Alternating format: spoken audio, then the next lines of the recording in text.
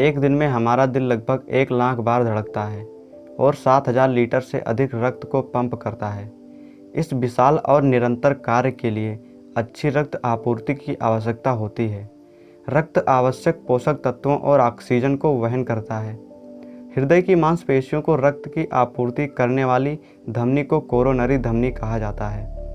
Coronary धमनी का कसना हृदय की मांसपेशियों को रक्त की आपूर्ति को बाधित करता है। धमनियों की दीवार पर वसा जमा हो जाती है।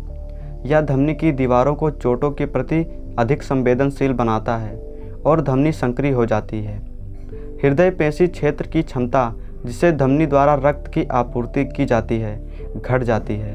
हृदय की मांसपेशी में अस्थायी ऑक्सीजन और पोषक तत्वों की कमी हो जाती है।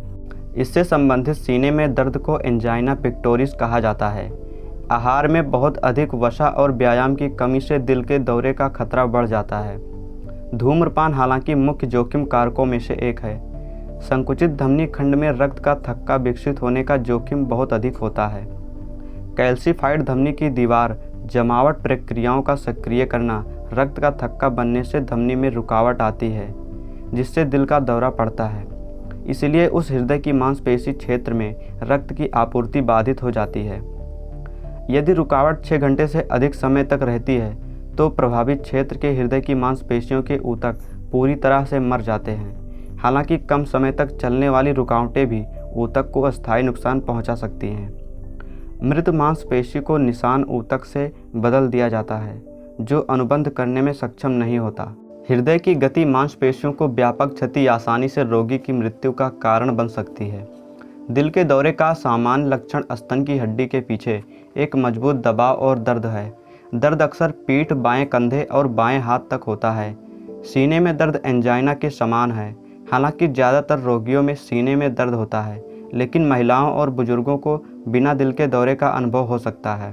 असामान्य लक्षणों की उपस्थिति और रोगियों में सामान्य लक्षणों की कमी के कारण दिल के दौरे की पहचान करना मुश्किल हो जाता है। इस कारण से दिल के दौरे के निदान में ईसीजी परीक्षा एक महत्वपूर्ण भूमिका निभाती है।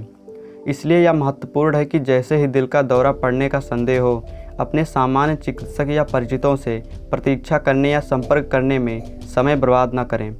हार्ट अटैक के इलाज में पहला कदम मरीज को अस्पताल पहुंचाना है। इस बीच क्लॉट बस्टिंग, एस्पिरिन और ऑक्सीजन को प्रशासित किया जाता है। रक्त में ऑक्सीजन सामग्री को बढ़ाने के लिए किया जाता है और इस प्रकार हृदय की मांसपेशियों को ऑक्सीजन की आपूर्ति में सुधार किया जाता है। अक्सर रक्त के थक्कों को भंग करने के लिए अंतःशिरा प्रशासित दवाओं का उपयोग किया जाता है। यदि लक्षणों की शुरुआत के बाद पहले 6 घंटे के भीतर रक्त का थक्का नहीं घुलता है तो हृदय की मांसपेशियों को नुकसान होता है। कुछ मामलों में संकुचित या बाधित कोरोनरी धमनियों को कोरोनरी एंजियोप्लास्टी से चौड़ा किया जाता है। यह प्रक्रिया एक कैथेटर का उपयोग करके की जाती है। आमतौर पर कैथेटर को उरु धमनी के माध्यम से अवरुद्ध कोरोनरी धमनी तक ठीक किया जाता है। वहाँ संकुचित धमनी को चौड़ा करने के लिए एक गुब्बारा फुलाया जाता है और एक तार जाल ट्यूब, जिसे स्टेंट कहा जाता है, धमनी की दीवार के खिलाफ दबाते हुए गुब्बारे के चारों ओर फैलता है।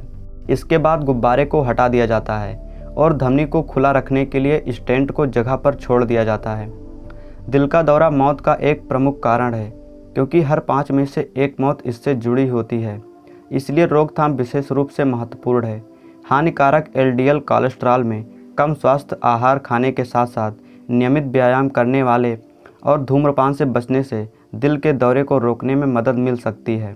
तो फ्रेंड्स, आज के इस वीडियो में इतना ही। फ्रेंड्स, जानकारी आपको कैसी लगी कमेंट सेक्शन में लिखना न भूलें और ऐसी अमेजिंग वीडियो के लिए हमारे चैनल को सब्सक्राइब करें। तो फ्रेंड, मिलते हैं नेक्स्ट वीडियो में। जय हिंद, वंदे मातरम।